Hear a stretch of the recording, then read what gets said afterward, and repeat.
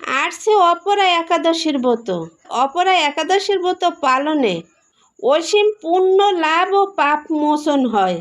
এই ব্রত পালনে ব্রহ্মহত্যা, মিথ্যা, পরনিন্দা ও পরস্ত্রী গমনের মতো মহাপাপ থেকেও মুক্তি পাওয়া যায় এবং শ্রী হরির কৃপায় মৃত্যুর পর বিষ্ণুলোক প্রাপ্তি হয়।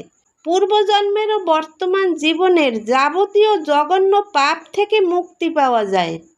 শাস্ত্রমতে এই ব্রত পালন করলে গঙ্গা স্নান, গয়ায় পিণ্ডদান বা কুশবর্তে সূর্যগ্রহণের সময় স্নান করার মতো পুণ্য অর্জিত হয়। এই ব্রত পালন করলে জন্ম মৃত্যুর চক্র থেকে মুক্তি বা মোক্ষ লাভ হয়। এই ব্রত পালনে ভক্তের জীবনে সুখ, সমৃদ্ধি এবং আর্থিক উন্নতি বৃদ্ধি পায়। সনাতন ধর্মে এই ব্রত অত্যন্ত মাহাত্ম্যপূর্ণ। অপরা শব্দের অর্থ অসীম, অর্থাৎ এই ব্রত পালনে অসীম পুণ্য লাভ হয়।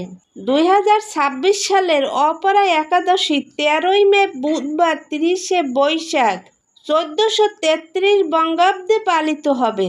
জ্যৈষ্ঠ মাসে কৃষ্ণপক্ষের এই একাদশী তিথি 12ই মে দুপুর 2টা 52 শুরু হয়ে 13ই মে দুপুর 1টা 29 শেষ হবে।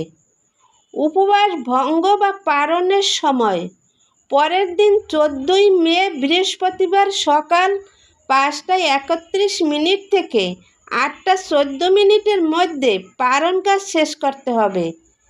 এই একাদশী ব্রত নারায়ণের আশীর্বাদ প্রাপ্তি এবং পাপ মোচনের জন্য পালন করা হয়।